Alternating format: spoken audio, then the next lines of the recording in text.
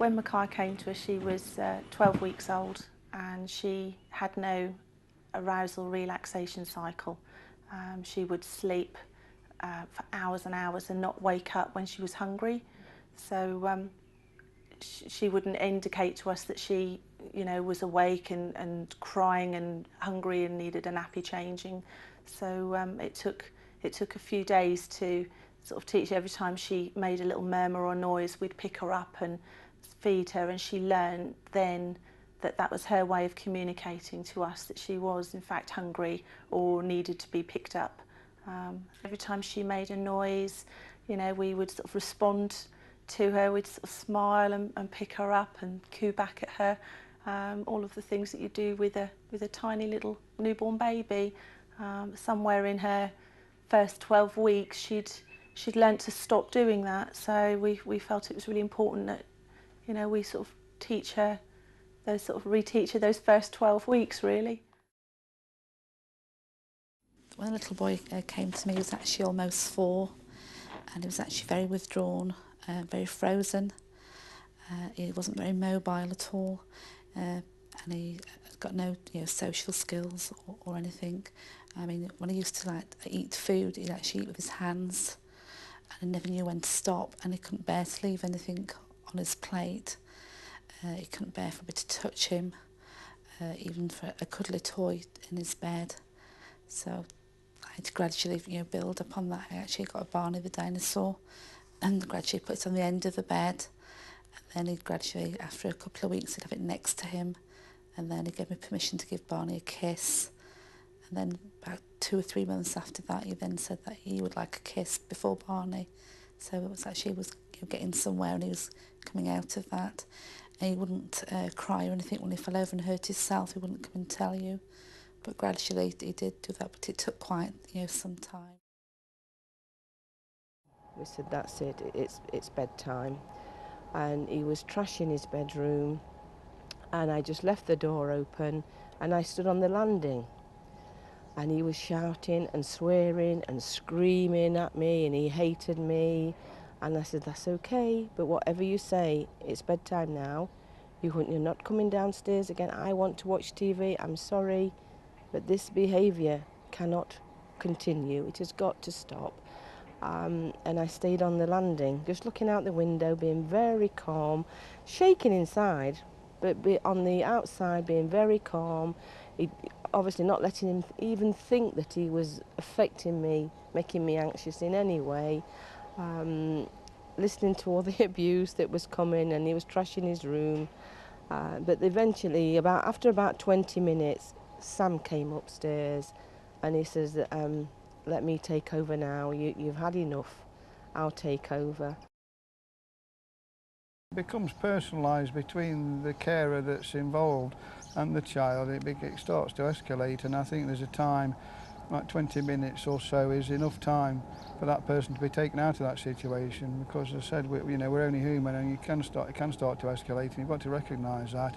And all the child's anger is directed at that person. They are the ogre at that time. So if you can take that person away, replace them with the other carer, then they're not so angry anymore. And it works. By and large, it works, doesn't it? Yes. And so I went in and I said, now what's all this about? Let's have the story. And it was all over with,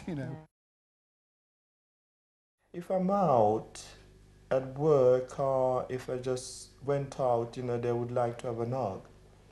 And I remember this day I came in from work, and all of the kids, they were sitting over there, and he was eating his dinner. Each one of them comes up to me and they give me a hug, and he just sat on the table looking up at me like that. And I knew that he would like a hug, but I didn't want to give it him. He's an older lad, and I says to him that, would you like a hug as well? And he said yes. And he got up and gave me a hug, and that was nice. That was really nice. And he still do it now. Still, although he's not here, he still give me a give me a hug and give the Lewis a hug as well. Yeah, but that took what, 4 years? 4 years.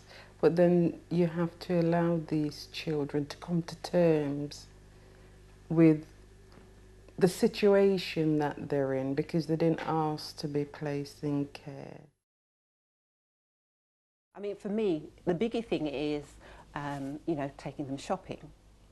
Now, you know, I mean, if I think that, you know, someone's unduly concerned or worried about any issues, I'll say, oh, let's go shopping Saturday morning, or, you know, let's just have some time, just us.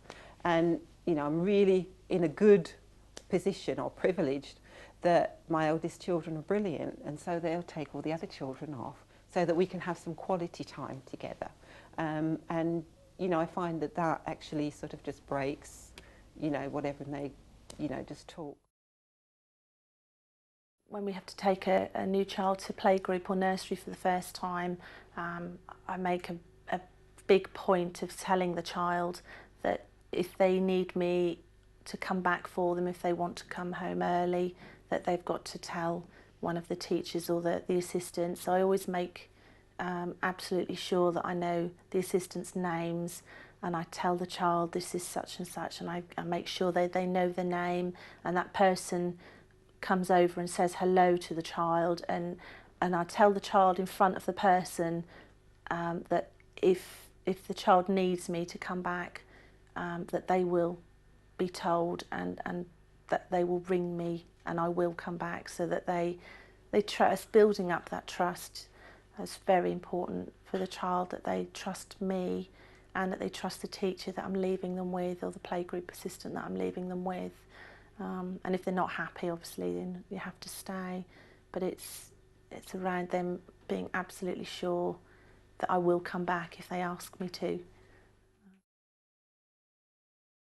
I had a little boy who's actually 4.5 years old, who was quite anxious about going to contact. It was the first contact he was actually having with his birth family after moving to us, and he was a bit paranoid that he wouldn't be able to come back. And he'd been shopping with me because we'd just been actually decorating a room and got all fancy, you know, cushions, and he rather liked these cushions. So I asked him if he'd like to take a cushion with him, and he could take the cushion and look after it for me, and then he'd need to bring the cushion back and put it back in place where it was. And he went on contact and looked after the cushion and returned with the cushion. That was the first thing he actually did, was to bring the cushion back and put it, you know, where it was. And then about 6 or 8 months later, on in the placement, the venue was changed for contact, which was another change, which he wasn't coping with very well, although it was what he really wanted. I actually went on the contact with him, but then I had to actually just slip away to the loo, and he was a bit upset about this, so I actually gave him my jacket to look after, so that he knew that I'd come back. And the first thing he did when I came back was, I looked after your jacket and you come back to me. We've kept our word, you see, like getting her a passport, getting her a computer.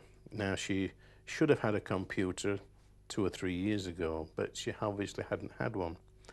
So I then had to contact the social services and other departments, because they weren't keen on buying her one. But eventually we've got her one, and so now she realises that we keep our word. And so now she's changed from being this aloof young girl who knew everything. She's calmer, she's happier. I think one way that they helped was by acting as an advocate. If they saw something happening that shouldn't have been happening, they'd sit and argue our corner, no matter what. And if we felt badly done to, or felt something wasn't right, then they'd still sit and argue for us and put our point of view across in probably a better way than we would have done, which also helps you in the trust in the relationship, because you can sit and say, they're looking out for me, you know, they're not looking out for themselves, they're after us. I had an accident at work and ended up in hospital for 3 months, and they were always there every single day, always looking after me. And even when I returned to their house after the operation, they were still there to support me. So I've carried on a good path, and they're proud of me. And it makes me a bit happier to know that they're proud of me, as well as me being proud of me. To me, I always had the stability in their love. that they were always my family. I mean, God, we used to have the occasional argument, and I used to say, oh, you're not my mum and dad. You know, and I used to sit there and say, oh, I shouldn't say that, you know. And I used to feel dead horrible. But no, I've always had a sense of belonging there. And even now I'm 21 and I've moved out, I still have that sense there. They're always there when you need them.